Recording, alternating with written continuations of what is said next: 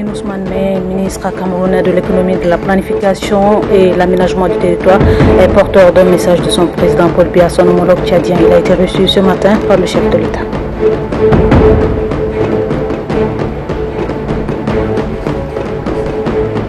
Les travaux de la 36e session de la conférence ministérielle de l'Organisation internationale de la francophonie OIF ont pris fin ce midi à Monaco dans la principauté. Le chef de la diplomatie tchadienne a appelé le monde francophone à pencher sur les conséquences négatives du changement climatique, cause de plusieurs autres facteurs nuisibles pour l'humanité. C'est tout pour les titres. Bonsoir à toutes et à tous et bienvenue dans cette session d'information. Très bonne fête de tous à tous. Il s'est tenu ce jeudi 31 octobre 2019 un conseil ordinaire de ministres sous la houlette du chef de l'État Idriss Déby Itno. Le conseil a examiné et adopté 2 projets de loi et 5 projets de décret. Le compte rendu avec le ministre de la Communication, Maria Hyssen. Le Conseil ordinaire des ministres, en sa séance du jeudi 31 octobre 2019, a examiné et adopté 2 projets de loi introduits par le ministère de l'Administration du territoire et des collectivités locales décentralisées, 5 projets de décret présentés par le ministère du pétrole, des mines et de l'énergie et un projet de décret soumis par le ministère de l'Aménagement du territoire, de l'urbanisme et de l'habitat. Le premier projet de loi est relative à la modification de la loi 033 du 22 juillet 2019 portant code électoral. Le nouveau texte de loi, fruit d'un consensus et d'une concertation régulière et permanente entre le cadre national du dialogue politique CNDP et la Commission électorale nationale indépendante CENI, apporte des innovations majeures liées au délai de recours, au délai des opérations préélectorales et électorales, au délai d'affichage des listes, au mode de scrutin, au montant de la caution, à la parité homme-femme, aux élections législatives et locales, à la déclaration et au délai du dépôt de candidature. Rappelons que cette démarche, qui permet la tenue effective des élections libres, transparentes et démocratiques, dans un délai raisonnable et réaliste, découle de la volonté politique du président de la République, garant de l'accord politique du 13 août 2007 d'asseoir une gouvernance réellement démocratique en vue de mieux organiser et gérer le processus électoral conformément aux recommandations issues du Forum national inclusif. Le second est un projet de loi organique portant composition de l'Assemblée nationale, du régime des inégalités et des incompatibilités, modifiant ainsi la loi 022 du 2 octobre 2000. Après un long débat autour de la question, le Conseil a fixé le nombre de sièges à 161, dont 5 sièges réservés aux nomades. Quant à la série de projets de décrets examinés, le premier a porté sur l'organisation et le fonctionnement de l'autorité de régulation du secteur de l'énergie électrique. Obéissant à l'ambition des plus hautes autorités du Tchad de dépasser la barre de 50% du taux d'accès à l'électricité consigné dans le cadre de la vision 2030, le Tchad que nous voulons, l'autorité de régulation du secteur de l'énergie électrique, créée par la loi 036, promulguée le 26 août 2019, est un établissement public à caractère administratif doté de la personnalité morale et de l'autonomie de gestion. Il est chargé principalement de la régulation des activités de production, de transport, de distribution, de conduite du système, d'importation, d'exportation et de vente de l'énergie électrique. Le deuxième projet de décret porte sur l'organisation et le fonctionnement de l'Agence de développement de l'électrification rurale et la maîtrise de l'énergie. Cette agence est créée par la même loi 036 d'août 2019 et a le même statut que la première. Elle a pour mission le développement de l'électrification rurale, la promotion de l'efficacité énergétique et l'utilisation des énergies renouvelables. Le troisième projet fixe les modalités d'alimentation et d'accès des tiers au réseau électrique. Il définit de manière claire l'accès au réseau, le statut de potentiel client, les clauses contractuelles entre les clients et les fournisseurs, les missions de gestion des réseaux, les capacités et quantités d'approvisionnement et de distribution, ainsi que toutes les données relatives aux informations sur le système. Le quatrième projet de décret fixe les conditions de transport de l'électricité produite à partir des énergies renouvelables et de la vente des excédents aux détenteurs de licences de distribution. Il définit le droit de jouissance des personnes physiques et morales qui exercent dans le secteur, favorise et allège les dispositions contractuelles, encadre les aspects techniques, juridiques et commerciaux. Le cinquième et dernier projet, présenté par le ministère du Pétrole, des Mines et de l'Énergie, fixe les conditions et modalités de délivrance des licences de production de l'électricité. C'est toujours en application des dispositions de la loi 036 du 26 août 2019 que ce projet de décret est introduit en Conseil des ministres. Il réglemente de manière rigoureuse les critères d'accès à la licence de production, la procédure à suivre, les structures habilitées ainsi que les conditions de construction des installations de production. Pour ce qui est du projet de décret, soumis au Conseil des ministres par le ministère de l'Aménagement du Territoire, de l'Urbanisme et de l'Habitat, il porte quant à lui annulation du décret numéro 404 du 13 juin 2014 relative à la cession à titre onéreux au profit du groupe à Doha d'un terrain supplémentaire d'une superficie de 25 hectares situé au quartier Paris-Congo, section 1, dans la commune du 5e arrondissement de la ville de N'Djamena. Il vous souviendra qu'en date du 11 septembre 2019, le décret numéro 1520, signé du président de la République, a annulé le décret numéro 295 du 8 mai 2014 portant cession à titre onéreux au profit du groupe à Doha de 4 terrains d'une superficie de plus de 36 hectares dans la ville de N'Djamena. Le cinquième terrain supplémentaire, objet de l'examen au Conseil des ministres de ce jour, comporte les mêmes insuffisances et manquements de la part du groupe à Doha et connaît le même sort réservé aux 4 premiers. Commencé à 10 h, la séance a pris fin à 11 h 20. À la présidence de la République, le chef de l'État des Épitenois a reçu ce 31 octobre 2019 le ministre camerounais de l'économie, de la planification et de l'aménagement du territoire, Alamin Ousmane, c'est son nom. Il est porteur de message de son président Paul Biya à son homologue tchadien. Saboura Douniakay. Le camerounais a remis un pli confidentiel de son président à son homologue tchadien. Cependant, le ministre camerounais de l'économie, de la planification et de l'aménagement du territoire, Alamin Ousmane Meye, et le président de la République, Idriss Déby Itno, ont eu le temps d'aborder les dossiers relatifs au renforcement des relations de coopération entre le Tchad et le Cameroun, mais aussi la question de l'intégration sous-régionale et d'autres sujets d'intérêt commun. Nos deux chefs d'État partagent régulièrement, suivant des canaux divers, les sujets d'intérêt commun pour le développement de notre communauté et partant le développement de nos deux pays. C'est dans ce sens que j'ai eu une fois de plus le privilège de remettre un pli fermé à son Excellence Idriss Déby Itno, président de la République du Tchad, venant de son frère et ami le président Paul Biya. Certainement, ce sont des questions qui concernent notre communauté au plan économique, au plan financier, au plan monétaire, toujours dans l'esprit de poursuivre ensemble cette marche vers l'émergence de notre communauté qui, nonobstant les chocs sécuritaires économiques, continue d'évoluer dans le sens d'améliorer les conditions de vie de nos populations, ce qui tient à cœur à nos chefs d'État. Le Tchad et le Cameroun développent une excellente relation de coopération à tous les niveaux. Yaoundé et N'Djamena resserrent ce lien séculaire et ne manquent jamais l'opportunité de l'approfondir.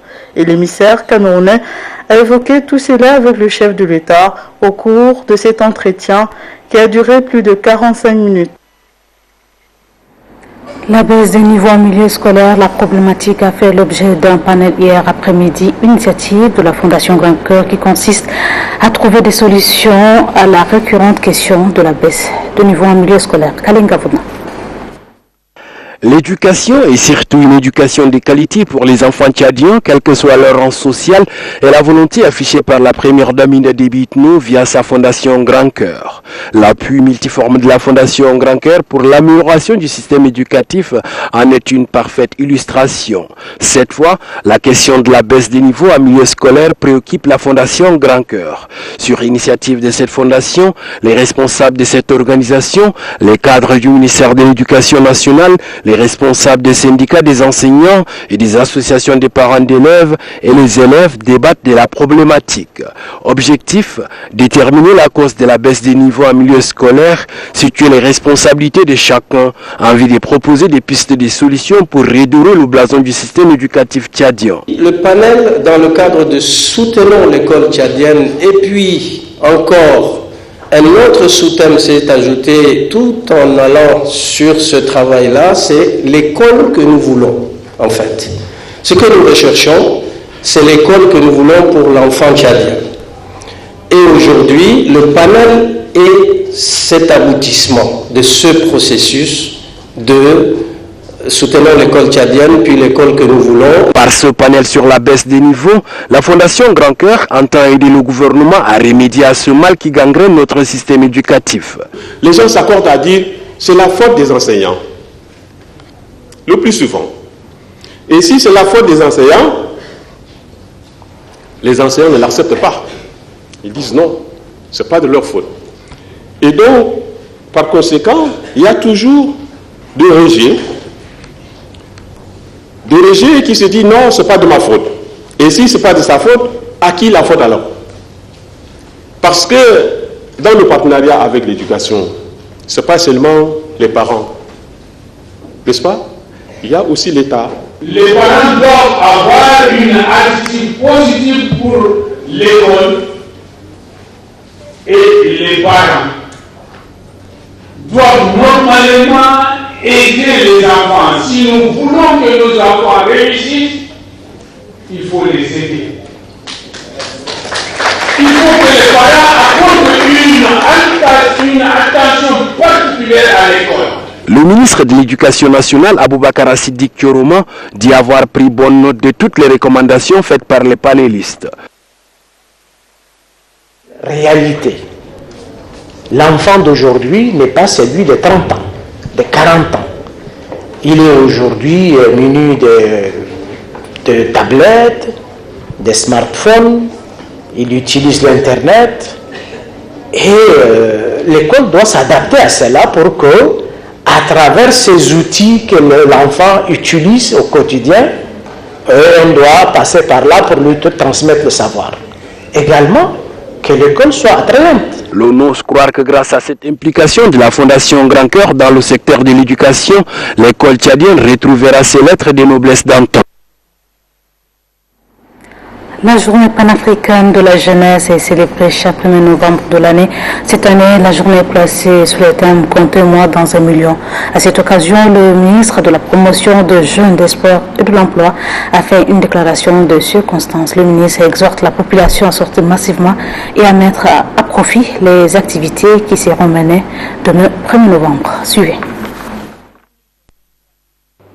Les objectifs poursuivis par la célébration de l'édition 2019 sont mettre en évidence la potentialité de la jeunesse africaine et susciter leur contribution dans la création, la multiplication et la diversification de l'emploi à travers l'entrepreneuriat, l'éducation et la formation professionnelle, débouchant sur des métiers porteurs en lien avec le marché de l'emploi. Et réfléchir avec les jeunes sur leur engagement et responsabilités citoyennes, mais aussi sur les avancées et les obstacles en matière de la recherche et de la préservation de la stabilité et de la paix, tant pour notre pays que pour notre continent africain. Renforcer la solidarité et l'implication des jeunes dans les actions de promotion de la stabilité, la paix et du développement durable. En dépit des crises de toutes sortes qu'a connu notre pays depuis les années de l'indépendance. La jeunesse démontre chaque jour son engagement et son dynamisme au combat pour la paix en vue d'asseoir le développement économique, social et culturel de notre pays. Aussi, voudrais-je réitérer la ferme volonté et la détermination de notre gouvernement, sous la direction éclairée de son Excellence, Monsieur le Président de la République, chef de l'État, chef de gouvernement, Monsieur Idriss Déby Itno, à faire hisser la jeunesse tchadienne au palier d'honneur à l'instar des autres nations. Je voudrais affirmer avec force que la jeunesse constitue une des priorités du gouvernement.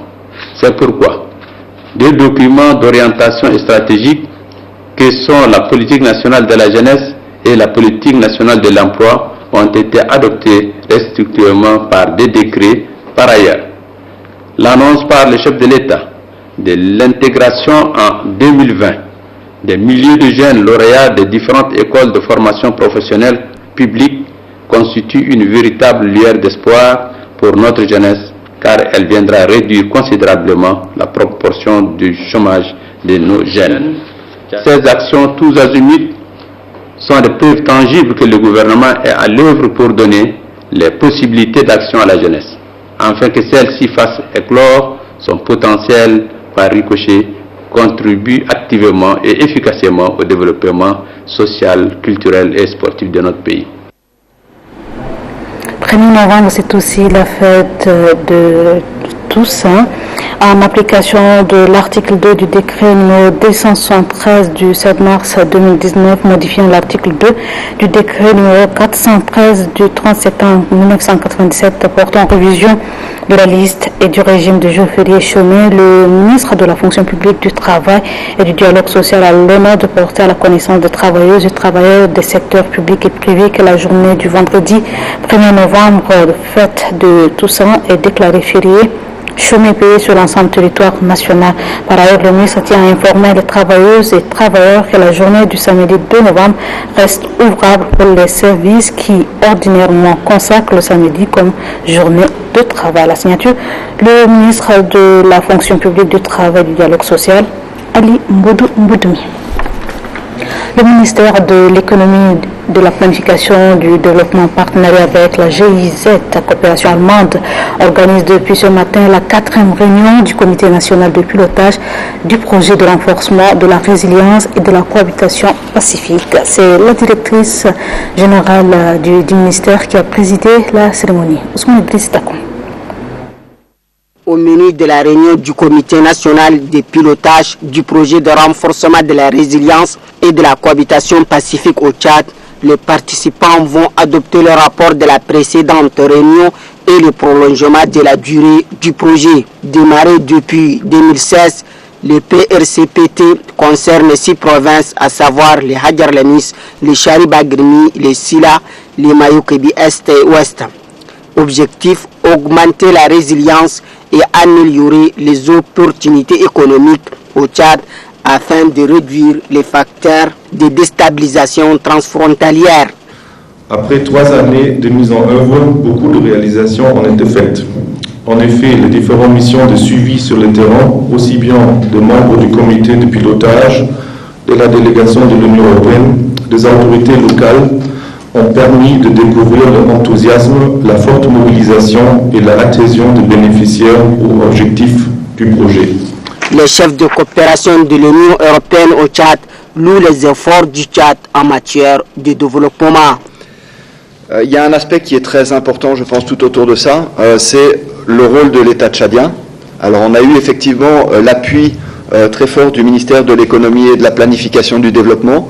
La directrice générale adjointe du ministère de l'économie et de la planification du développement salue les réalisations dans le cadre du PRCPT. Le projet a à son actif plusieurs réalisations. Je vais en citer quelques-unes. Donc, il s'agit de l'appui à l'élaboration des plans de développement communaux et des plans de développement locaux, l'appui à la promotion des initiatives culturelles pour la paix et le dialogue, l'appui aux activités de maraîchage, la construction d'infrastructures socio-économiques, mais aussi le renforcement des capacités de fonctionnement des acteurs administratifs déconcentrés de l'État. Avec la mise en œuvre du projet de renforcement de la résilience et de la cohabitation pacifique au Tchad, un pas est franchi pour le développement local, affirme la directrice générale adjointe du ministère de l'économie et de la planification du développement. Clôture hier des travaux de la 3e Assemblée générale de la Maison de médias. Les participants ont examiné et adopté les nouveaux statuts et règlements intérieurs proposés par le comité d'organisation. Après 2 jours de travaux de Titan, les journalistes réunis à la Maison de médias pour la 3e Assemblée générale extraordinaire ont élu un nouveau comité de gestion. Abdraman Barka, directeur de publication du journal Le Progrès, se voit confier la présidence du conseil d'administration. Abba André Dieudonné prend en main le secrétariat exécutif. Le poste de rapporteur général est attribué à Lobo Mourienne. Et enfin, le poste de contrôleur général revient à Saleh Younous. La nouvelle équipe dirigeante de la Maison des médias va s'atteler afin de permettre à cette structure de retrouver ses lettres de noblesse. La Maison des médias du Tchad sera désormais dirigée par une assemblée générale, un conseil d'administration, un comité de gestion, une coordination des activités et des services. Et les attributions de tous ces organes ont été disséquées, examinées, bien fixées et surtout adoptées. La maturité des représentants des associations fondatrices de la Maison des médias du Tchad à cette Assemblée générale extraordinaire nous a heureusement permis de soutenir des réflexions très rigoureuses, parfois houleuses, qui nous ont permis d'arriver aux conclusions que nous saluons en ce moment. La Maison des médias du Tchad est un lieu de brassage. À ce titre, elle doit pousser les journalistes vers l'excellence pour la redynamisation de la corporation. La lecture de 2 motions, dont l'une en arabe et l'autre en français, marque la fin de la 3e Assemblée générale extraordinaire de la Maison des médias. C'est le conseiller juridique du ministre de la Communication qui a reçu, au nom du ministre Oumar Yaya et du département de la Communication, la motion de remerciement spécial adressée au président Idriss Déby Itno. Vous aurez à la fin de cette édition la lecture de quelques décrets. Sous la présidence du gouverneur de la province du Guéra, Paul Mbaïnodoum Gartelbaï, les membres du démembrement de la sous-CENI provinciale du Guéra ont restitué les activités menées dans le cadre de la cartographie électorale. Il ressort que l'ensemble de la province du Guéra compte 636 bureaux de recensement. Varelach. Cette mission de la cartographie électorale a identifié dans la province du Guéra 636 bureaux de recensement, soit un pourcentage de 2,54%. Le président de la sous-CENI provinciale du Guéra, Hadji Albert Soumaïn, situe que l'objectif consiste à identifier les circonscriptions électorales et vérifier les lieux d'installation des bureaux de vote. Il a aussi énuméré quelques difficultés rencontrées sur le terrain, difficultés qui se résument sur le manque des moyens de transport et bien d'autres. Le gouverneur de la province du Guéra a félicité les membres de la sous-CENI pour le travail abattu malgré d'énormes difficultés rencontrées. Celui qui détient le recensement et qui me dit la cartographie gagne l'élection. Donc ces 2 opérations extrêmement importantes, la cartographie et le recensement électoral. C'est 2 pièces maîtresses d'une élection. Et donc je voudrais remercier la provinciale qui a réussi donc à faire ce travail avec doigté. Le résultat que nous avons, je crois qu'il faut féliciter. Il faut noter que le travail abattu par les membres du démembrement de la sous-CENI provinciale du Guéra s'inscrit dans le cadre des élections législatives et communales à venir. À Sahar, dans la province du Moyen-Chari, les activités de la compagnie sucrière du Tchad sont relancées. C'est à la faveur d'une cérémonie qui a lieu en présence du gouverneur de la dite province, Monpour Béadoungar. Le démarrage de la campagne 2019-2020 de la compagnie sucrière du Tchad de CST a eu lieu au sein de l'usine de CST. C'était en présence du gouverneur de la province du Moyen-Chari et de plusieurs autres invités de marque, dont le représentant du ministre de tutelle. Dans son adresse, le directeur adjoint de la CSC, M. Castel Emmanuel, renseigne que son institution a rencontré d'énormes difficultés et c'est grâce à la bonne volonté du chef de l'État, Idriss Déby Itno, que cette relance va un temps soit peu soulager la compagnie. Je pense que sans cette intervention de son Excellence, qui nous a permis de faire ce prix, dans un contexte actuel qui est marqué par une relative pénurie de sucre, les prix se seraient envolés sur le marché. La CST a joué son rôle de régulation des prix sur les marchés au bénéfice des populations.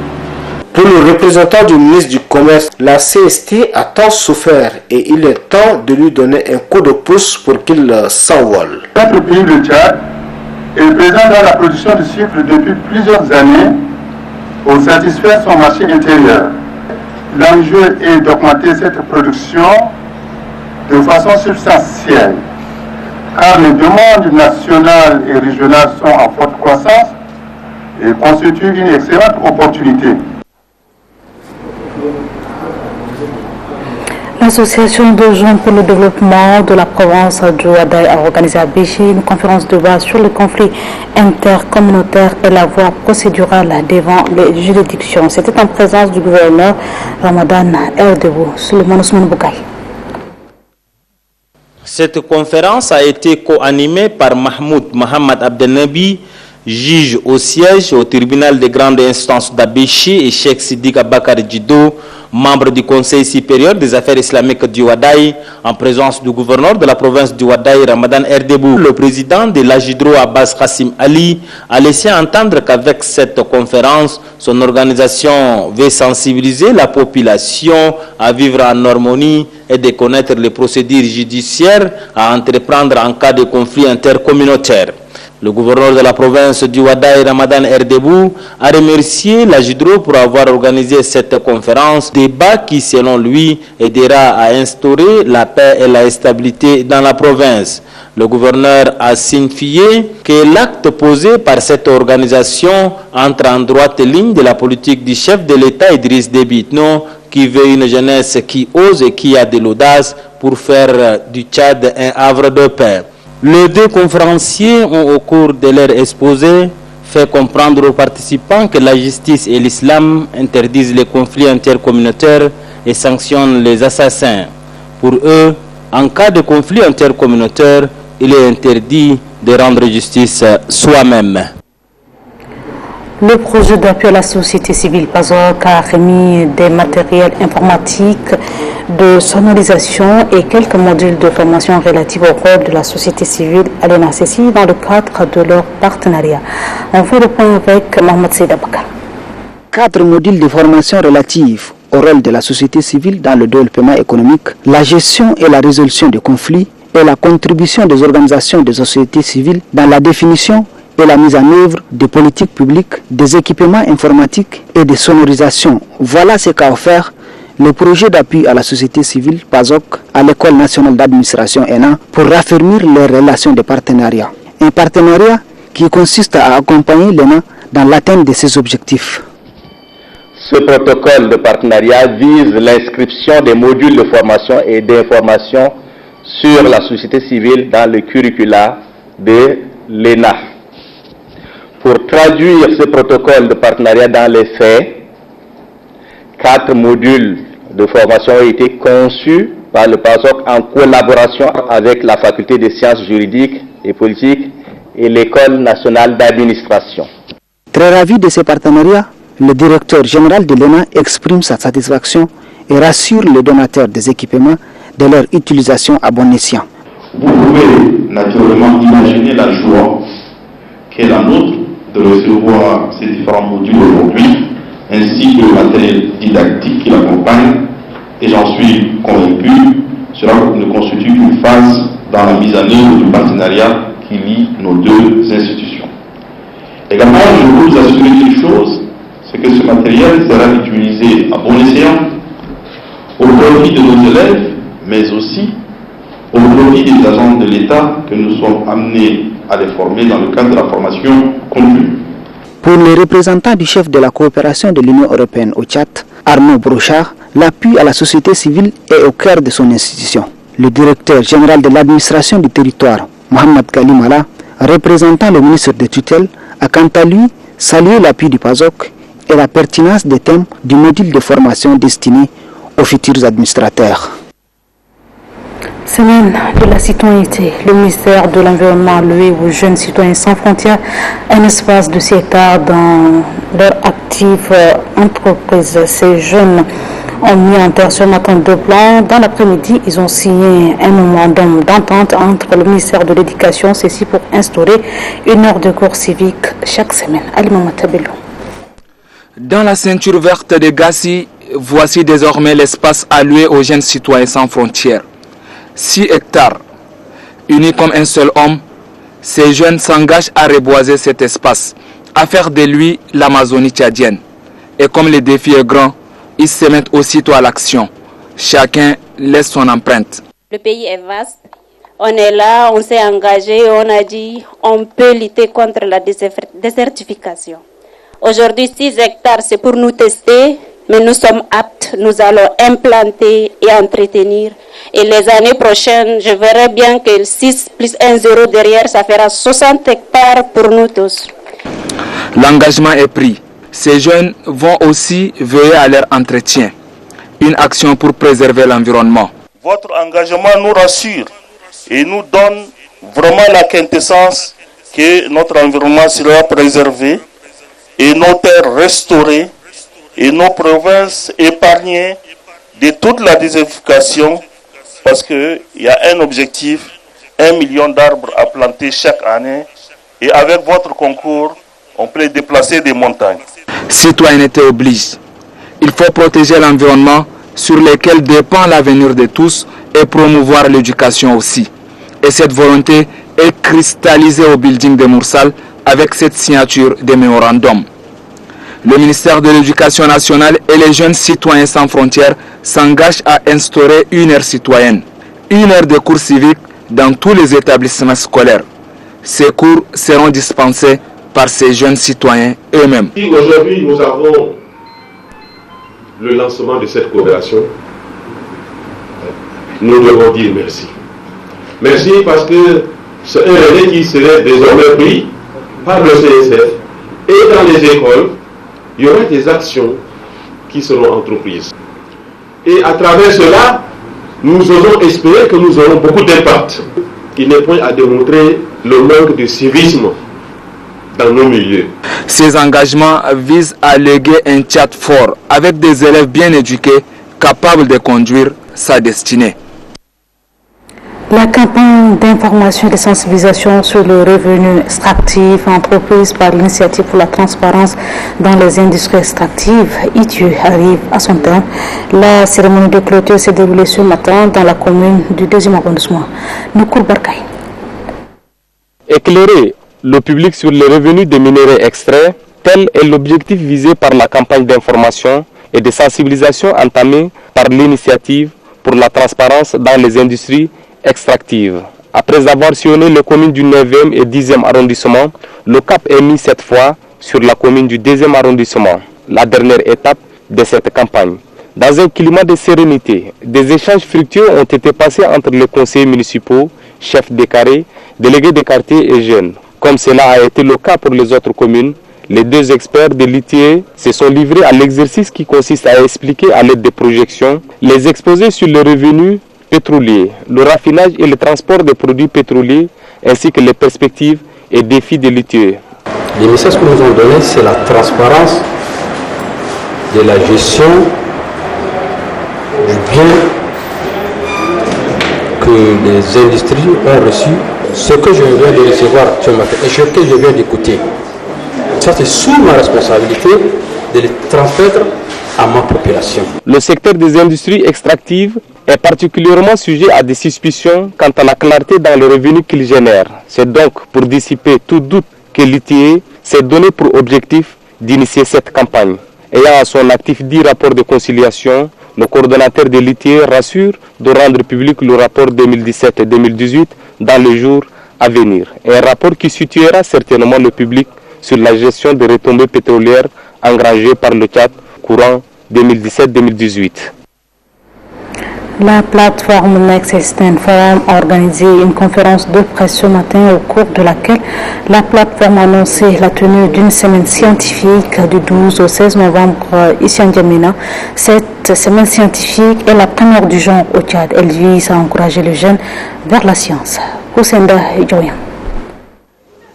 Promouvoir l'intérêt de l'investissement dans la science et la technologie à l'ère numérique au Tchad. Telle est la préoccupation majeure de la plateforme Next Einstein. Il s'agit d'encourager durant cette semaine dite scientifique les activités qui peuvent susciter chez les jeunes l'envie de s'intéresser à la science. Pour y arriver, les jeunes doivent s'orienter beaucoup plus vers celle-ci pour un Tchad plus digital et plus prospère. Aujourd'hui, le défi est que les femmes ne s'intéressent pas trop à la science. Parce que si aujourd'hui on prend 100 personnes qui étudient sur 100 personnes, ou bien sur 100 femmes, je m'excuse, je reprends sur 100 femmes, vous allez voir que 90 vont s'orienter vers les séries littéraires. Donc l'objectif également de Next Eastern Forum est d'encourager les femmes. C'est à travers son programme STEAM. STEAM, ça veut dire encourager les women, ça veut dire les femmes, à adhérer à la science. Outre ces buts recherchés, la plateforme projette aussi vulgariser la science politique, scientifique, intelligente et construire une communauté scientifique en Afrique en général et au Tchad en particulier. Plusieurs activités sont prévues lors de cette semaine, à savoir la foire de l'entrepreneuriat agricole et technologique, une caravane science dans 4 villes du Tchad, notamment N'Djamena, Bongor, Abéché Moundou, et une journée pour célébrer la femme scientifique tchadienne. Pour clôturer les activités du mois d'octobre rose dans la province du Bata, les femmes de la ville d'Ati ont organisé une marche pour témoigner leur soutien à la Ligue tchadienne pour la lutte contre le cancer. La pratique régulière d'une activité physique prévient du cancer et même en cas de survenue de la maladie, il réduit le risque de mortalité. Raison pour laquelle la Ligue tchadienne de lutte contre le cancer, section du Bata, a fait marcher en ces derniers jours d'octobre rose les femmes et les filles élèves de différents établissements scolaires d'Ati. La marche a eu pour point de départ le rond-point central de la ville et le point d'achèvement, la place Martyr Hassan Diamous. À l'issue de la marche, les femmes du Bata, par l'intermédiaire de la présidente provinciale de la Ligue tchadienne de lutte contre le cancer, Ashta Hissène Grembil, ont adressé une motion de remerciement à l'endroit de la première dame Hinda Debi Itno pour avoir pensé à la santé de la femme rurale. La prévention est le meilleur investissement, estime pour sa part Fatima Boukar Kosei, préfet du Bata Ouest, à l'organisation de cette marche au dernier jour d'octobre rose. La Ligue tchadienne de lutte contre le cancer, section du Bata, entend attirer l'attention sur le risque de cancer et la nécessité de faire le sport régulièrement. Ils sont toujours dans le cadre des activités du mois d'octobre rose. La délégation sanitaire du CANEM a organisé une campagne de sensibilisation sur le cancer, une campagne à l'intention des autorités acteurs de la société. Oumar Mamatour. Cette maladie est trop fréquente et tue une femme toutes les 53 minutes. C'est pourquoi la délégation sanitaire du CANEM organise cette campagne pour mener des actions beaucoup plus centrées sur les sensibilisations et communications de masse afin de prévenir cette pathologie. L'objectif est de contribuer à une large connaissance sur le cancer à travers les campagnes de sensibilisation de masse. Et donc, toutes les autorités administratives, les leaders religieux et traditionnels, les organisations de la société civile et les partenaires au développement du CANEM, tous participent activement à cette lutte préventive contre le cancer. Le délégué sanitaire provincial du CANEM, Dr Gwara Waté, évoque dans son intervention que cette campagne de sensibilisation de masse est axée sur les facteurs de risque à éviter, la prévention et la prise en charge précoce. Cette stratégie, d'après le délégué sanitaire du CANEM, permet d'atteindre les communautés de l'arrière-pays en les sensibilisant sur l'existence du cancer et ses impacts sur la population. Car chaque Tchadien a droit à une vie saine sans cancer. C'est pourquoi Dr Gwara Waté demande l'implication de toutes les couches sociales du CANEM pour la réussite de cette activité. Ouvrant les travaux, le secrétaire général de la province du Kanem, Soumaïn Issaka Beremi, rappelle qu'Octobre Rose édition 2019 est placé sous le haut patronage de la première dame du Tchad, Hinda Déby Itouno. Soumaïn Issaka Beremi, représentant du gouverneur, ajoute que cet Octobre Rose est un événement de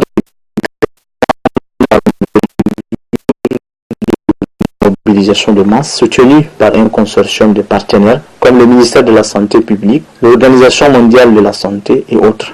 Pour prévenir le cancer, Soumaïn Issaka Beremi exhorte les populations à manger sain et avoir une bonne hygiène corporelle et environnementale. À Kriaï, dans la province de l'Onédi-Est, le ICA a lancé l'opération de recensement biométrique de réfugiés soudanais résidant dans cette localité à Saint-Lamé. Depuis le 18 juillet 2004, la localité de Kariari a accueilli plusieurs milliers de réfugiés soudanais. Nous sommes au camp de Ouré Kassoni. L'opération de la biométrie vise à identifier et contrôler la présence effective de ces réfugiés. C'est dans cette optique que le chef de sous-délégation de HCR Diriba effectue cette visite. Sur place, ce sont plusieurs équipes à l'œuvre. L'opération consiste à quoi? C'est de mettre à jour les données sur tous les réfugiés. En principe, nous le faisons tous les 2-3 ans, parce que vous savez, il peut y avoir de nouvelles naissances, il peut y avoir peut-être des cas de disparition, des cas de départ. Et pour une meilleure planification, c'est important que nous puissions avoir des données fiables, des données à jour. Et c'est le but de cette opération. Les explications des techniciens attestent le bon déroulement de l'opération. Les délégués de la Sénat, Ousmane Brayoum, soulignent que sa commission appuie le HCR dans cette opération. Le travail est piloté par plusieurs équipes, notamment la réception, la vérification, l'identification, le contrôle de qualité et la documentation. Dans la province de Silla, le secrétaire général de la dite province, Omarou Sanda, a installé le chef d'antenne de l'ONAGES. On fait nos points avec Ben Arabi Abdourazak. La cérémonie protocolaire d'installation s'est déroulée à la salle des réunions du gouvernorat. Hilaire Mem Dikengar devient ainsi le premier chef d'antenne provincial de l'Office national d'appui à la jeunesse. À ce titre, il est appelé à concrétiser les missions spécifiques de l'ONAGES qui consistent entre autres à soutenir les initiatives des jeunes pouvant contribuer à leur réinsertion socio-économique et promouvoir le sport à la base. C'est à ce titre que le secrétaire général de la province de Silla, Oumarou Sanda Makaché 3, lui demande de 1. Initier une bonne éducation et une formation de base avec les jeunes de Silla. 2. Renforcer les compétences des jeunes au plan technique et professionnel. 3. Promouvoir l'entrepreneuriat en milieu jeune. 4. Développer les infrastructures de loisirs sains dans la province. Le nouveau chef d'antenne s'engage pour sa part à faire le suivi de proximité des projets financés et leur recouvrement. Développer un partenariat avec les entreprises locales. Donner les orientations aux jeunes dans le cadre de la formation, du suivi des mécanismes d'accès au financement de l'ONAGES dans les domaines du sport et de l'entrepreneuriat. Apporter un appui conseil dans le cadre de l'auto-emploi. Hilaire Mem Dikengar reconnaît l'extrême délicatesse de sa mission. Il affirme conduire à bon port l'antenne ONAGES de Silla. Toutefois, il sollicite le soutien de tous et surtout celui des jeunes. Dans le département d'Assonga, des stupéfiants ont été saisis par les agents de la sécurité présentés à la presse en présence du préfet du dit département, Yassarabe Sylvain. Ces lots de médicaments saisis contient entre autres 184 litres d'artéméter, 96 boîtes de diclo injection, 50 boîtes de vitamine B complexe et autres. Tous étaient des médicaments de contrefaçon. Occasion pour le préfet du département d'Assonga du Lobergou Darga de saluer le véritable travail effectué par les forces de défense et de sécurité du département d'Assonga, tout en donnant un cachet particulier aux agents de l'ANS pour leur vigilance qui a permis d'intercepter cette grande quantité de médicaments. Le préfet demande à tous les agents de sécurité de multiplier de temps en temps une descente sur le terrain afin de vérifier ces genres de produits qui sont dangereux pour la santé humaine. Du Lobergou Darga met en garde tous ceux qui tenteront à se lancer dans ces affaires. Dans sa déclaration, le médecin-chef district sanitaire d'Adré Winek Namariassou a fait entendre que ces médicaments contrefaits sont nocifs pour la santé de la population et peuvent causer des conséquences graves, voire dramatiques. Face à cette situation, le médecin n'a pas manqué aussi de lancer un appel à une mobilisation de tous les acteurs pour barrer la route aux trafiquants. Car, a-t-il conclu, la santé, c'est l'affaire de tous. L'ONG Action citoyenne pour l'information, l'éducation et le développement durable a fait un point de presse ce matin. Ce point de presse est relatif à sa mission de gestion du 23 juillet. Le Conseil économique et social de l'Organisation des Nations Unies a approuvé la recommandation du comité chargé des organisations non gouvernementales visant à octroyer le statut consultatif et spécial de l'ONG ACTED. Suivez. Ce statut désormais acquis nous permettra de contribuer résolument à la réalisation des objectifs de l'ONU. L'ECOSOC est donc l'un de ces organes dont le principal rôle est d'examiner les questions qui ont trait à l'économie, au social, à la culture, à l'éducation, à la santé publique et au développement durable. Il entretient également des liens étroits avec les ONG dans le domaine de sa compétence. La question principale que tout le monde se poserait ici à l'heure est incontestablement celle des avantages qu'offre cette statut. Les ONG qui sont accréditées auprès du Conseil économique et social des Nations Unies peuvent participer directement aux travaux de l'ECOSOC et de ses organes subsidiaires, d'établir des relations avec le secrétariat général de l'ONU, d'assister aux réunions officielles, de soumettre des communications écrites, mais surtout faire des déclarations orales, participer aux débats, aux tables rondes et aux réunions informelles. L'humanité est à une époque qualifiée de cruciale pour l'avenir de notre planète. Déjà, les scientifiques parlent des points de basculement pour certains écosystèmes. Cela signifie ainsi que ces écosystèmes ont atteint un stade de dégradation inquiétant, n'offrant plus de possibilités pour un retour à un état de fonctionnement normal. Il est aujourd'hui établi que l'une des causes profondes de la dégradation de la biodiversité, de l'environnement, des valeurs sociales et culturelles réside aussi bien dans la méconnaissance des valeurs qu'elles incarnent. Clôture hier soir à Bakara des travaux du cadre de dialogue dénommé Université citoyenne. Ce cadre vise à contribuer à la consolidation de la paix par le dialogue multi-acteurs et la promotion d'un nouveau leadership au Tchad. Garcetiemi.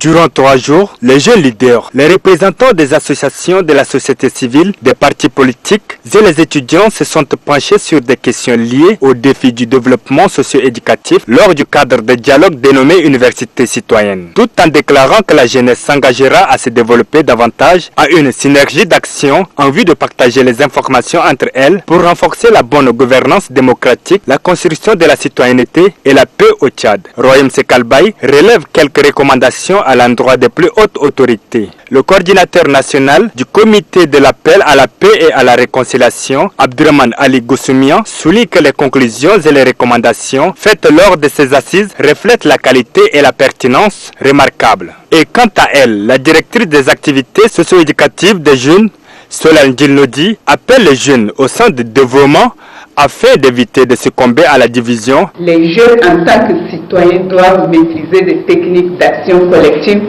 c'est-à-dire la capacité d'association, de négociation, de communication, de collaboration et de délibération d'une part, et d'autre part la capacité d'influencer les autres, de faire des compromis, de surveiller la gestion des affaires publiques, bref, le vivre ensemble. Cet espace d'échange dénommé Université citoyenne permet aux jeunes de renforcer le dialogue multi-acteurs. Le comité de l'appel à la paix et à la réconciliation entend vulgariser le concept Université citoyenne dans les provinces. L'association des écrivains et auteurs du Tchad a organisé ce matin à la Bibliothèque nationale la rentrée littéraire 2019-2020. Cette rentrée placée sous le thème La plume dans le rétroviseur est un rendez-vous des écrivains et des auteurs avec le public pour la promotion de la littérature tchadienne.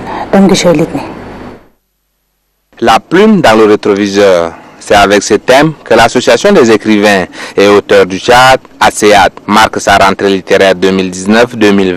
Les hommes et femmes de la plume, à travers cette solennité, invitent le public à nourrir son esprit des œuvres datant qui font la gloire de la littérature tchadienne. Par la même occasion, ils voudraient susciter en la jeunesse l'art d'écrire.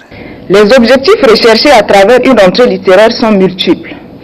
Pour les écrivains, c'est le moment de donner un avant-goût au public des œuvres qui seront publiées durant les 12 prochains mois.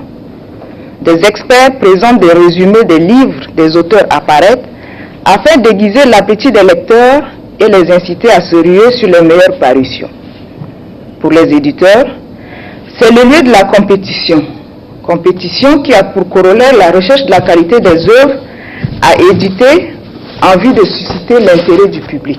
Cette initiative de la CEAT trouve une félicitation et un encouragement des pouvoirs publics. Le président de la République, chef de l'État, chef du gouvernement, accorde une attention particulière à la culture qui est un vecteur d'union des communautés.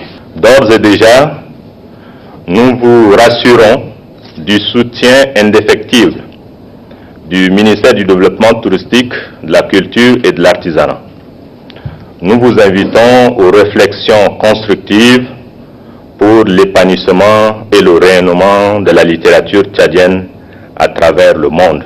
Pour que l'écrivain vive de son art, il faudra que ses œuvres soient achetées par les lecteurs. C'est justement pour cela que les maisons d'édition, à l'occasion de cette rentrée littéraire, dans les différents stands, font l'exposition vente des ouvrages qu'ils ont eu à éditer. À l'Institut français du Tchad, une conférence de presse a été organisée hier sur l'organisation de 2 concerts de jazz qui se dérouleront du 31 octobre au 2 novembre. Cette rencontre est une opportunité pour les artistes venus de la France, du Gabon et ceux du Tchad de valoriser la musique du jazz. Anat Garasta. On a fait signe du côté de la régie que l'élément annoncé n'est pas disponible. Le gouverneur de la province du Kanem a présidé les assises de l'Assemblée générale de la Ligue de football à Mao. À l'issue des élections, Abaka Oumar Moussa devient le président de la Ligue de football de la dite province. Oumar Mamadou.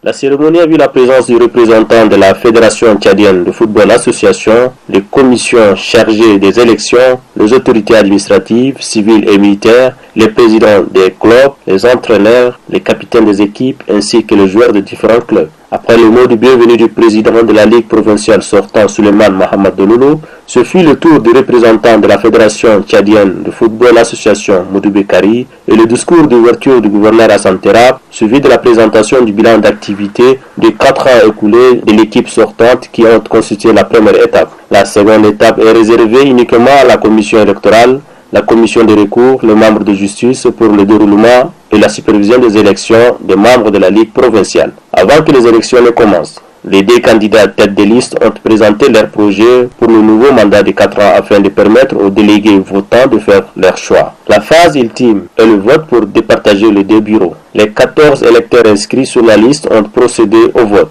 Après le vote, Souleymane Mohamed Doloulou a obtenu 5 voix sur les 14 et Abba Oumar Moussa a eu 9 voix sur les 14. Ce qui veut dire que Abba Oumar Moussa est sorti vainqueur de ce scrutin. Il est désormais président de la Ligue provinciale de football du Kanem, élu dans la transparence et de façon démocratique pour conduire la Ligue d'un mandat de 4 ans renouvelable. Moudi Bekari, membre de la Fédération tchadienne de football association, a salué le degré de l'engouement et la mobilisation des jeunes et sportifs durant cette AG. Dans son discours de clôture, le gouverneur de la province du Kanem, Hassan Terab, a félicité le nouveau bureau de la Ligue et demande de s'engager à œuvrer pour le développement du football dans le Kanem.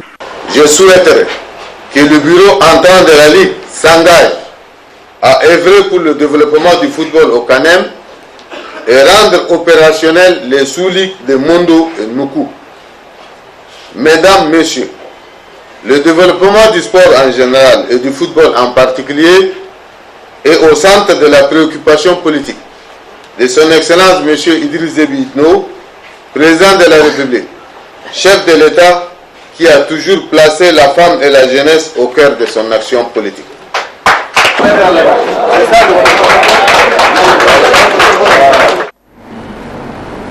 Puis qu'on promet la lecture de ces décret numéro 1763 portant en nomination des postes des responsabilités dans les provinces, le président de la République, chef de l'État, chef du gouvernement, président du Conseil des ministres, sur proposition du ministre de l'administration du territoire et des collectivités territoriales décentralisées, décrète article 1er, les personnalités dont les noms sont nommés au poste de responsabilité ci-après. Province du Bata, secrétaire général, M. Ali Ahmad Bremi, poste vacant. Département de Wadirimi, préfet, M. Al-Khali Adam Kouri, en remplacement de M. Yassir Bichara Saleh, appelé à d'autres fonctions. Province de Charibagami, secrétaire général, M. Mohamed Ali Dololo, poste vacant. Province de Lenedi Ouest, secrétaire général, M. Jean-Claude Diagonal, poste vacant. Province de Guéra, département de Bar-Signaka, préfet M. Tchoukou Sultani, en remplacement de M. Assanangini, appelé à d'autres fonctions. Province du Kanem, département du Kanem, préfet M. Ibrahim Alifali, en remplacement de M. Tchoukou Sultani, appelé à d'autres fonctions. Province du Wada, département de Wara, préfet M. Mohamed Adam Mohamed, en remplacement de M. Abakar Maïna Mohamed, appelé à d'autres fonctions. Province du Salama, département de Haras Manguin, préfet M. Abakar Maïna Mohamed, en remplacement de M. Al-Khali Adam Koria, appelé à d'autres fonctions. Province du Wadifira, département d'El-Biher, préfet M. Assil Dokmba Kosso, secrétaire général, M. Mohamed Idriss Atin, poste vacant. Département d'Iriba, préfet M. Ibrahim Tahir Sharfaddin, en remplacement de M. Baradin Tahir Saleh, secrétaire général, M. Adam Ismail Siam. Article 2.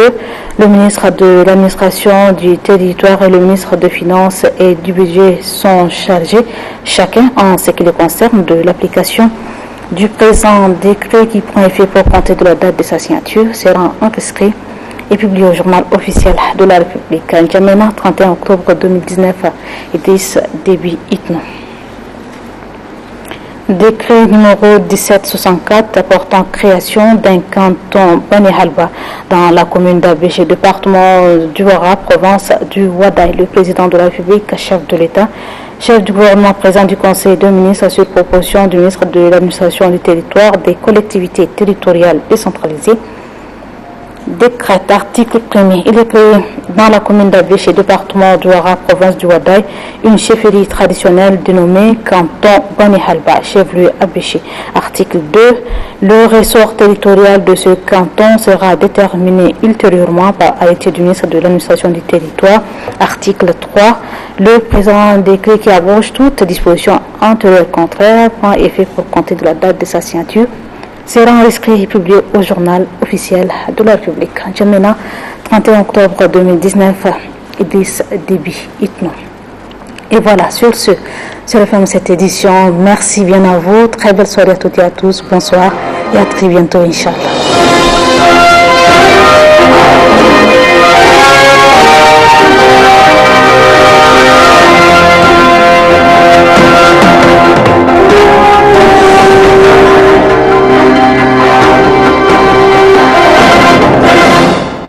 ترتيب الطعام الشيك دائما كان